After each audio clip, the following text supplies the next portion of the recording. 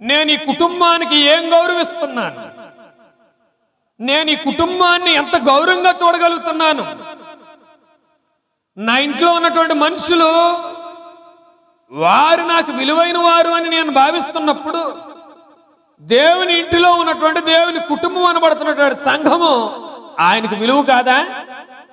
ఆయన కోరుకున్నట్లుగా, ఆయన ఆలోచించినట్లుగా, ఆయన నిర్ణయం తీసుకున్నట్లుగా ఆయన కుటుంబం అనబడుతున్నటువంటి సంఘము ఆయన కొరకు ఉండక్కర్లేదా? ఆయన కోరుకున్నట్టుగా, ఆయన ఆలోచించుకున్నట్టుగా, ఆయన ఉద్దేశించుకున్నట్టుగా ఈనాడు క్రైస్తవ కుటుంబాలు ఉండడం లేదు. ఇది బాధ, ఇది బాధ. క్రైస్తవ కుటుంబాలు ఆయన కోరుకున్నటువంటి రీతిలో, ఆయన కోరుకున్నటువంటి విధానములో క్రైస్తవ కుటుంబాలు కనిపించటం లేదు. క్రైస్తవ కుటుంబాలు నేటి పరిస్థితులు ఎలా ఉన్నాయండి అంటే, హాజరు ఎవరు వెళ్ళి హాజరేయించుకుని వస్తే చాలు అన్నట్టుగా ఉన్నాం. హాజరేయించుకోవటం నీ యొక్క స్వరూప్యతకు, లేకపోతే నీవు దేవుని పోలిక పొందిన దానికి విలువ. నువ్వు క్రైస్తవ కుటుంబంలో చేర్చబడి ఉన్నట్లయితే ఆ కుటుంబపు యొక్క యోగక్షేమాలు, ఆ కుటుంబపు యొక్క జీవన ప్రమాణాలు నీకు తెలియాలి.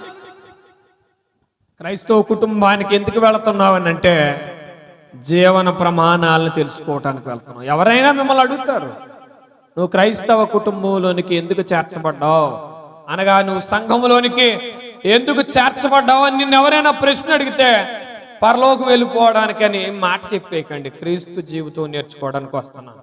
ఏమి నేర్చుకోవడానికి వస్తున్నాను? క్రీస్తు జీవితమును నేర్చుకోవడానికి వస్తున్నాను. నేను క్రీస్తు ప్రభు యొక్క జీవితమును నేర్చుకోవడమే ఈ క్రైస్తవ కుటుంబం యొక్క పని.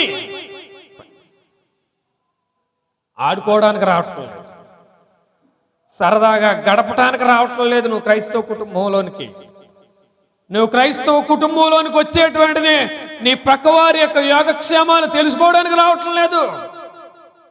నీవు క్రైస్తవ కుటుంబంలోనికి వచ్చేటువంటి కారణం ఒక్కటే. ఆ కారణం ఏంటంటే, నువ్వు క్రీస్తు జీవితమును నేర్చుకోవడానికి వస్తున్నావు. క్రీస్తు జీవితంలో ఏం కనబడాలంటే అండి, జీవన ప్రమాణాలు కనపడాలి. క్రీస్తు జీవితంలో ఏం కనపడాలి? జీవన ప్రమాణాలు కనపడాలి.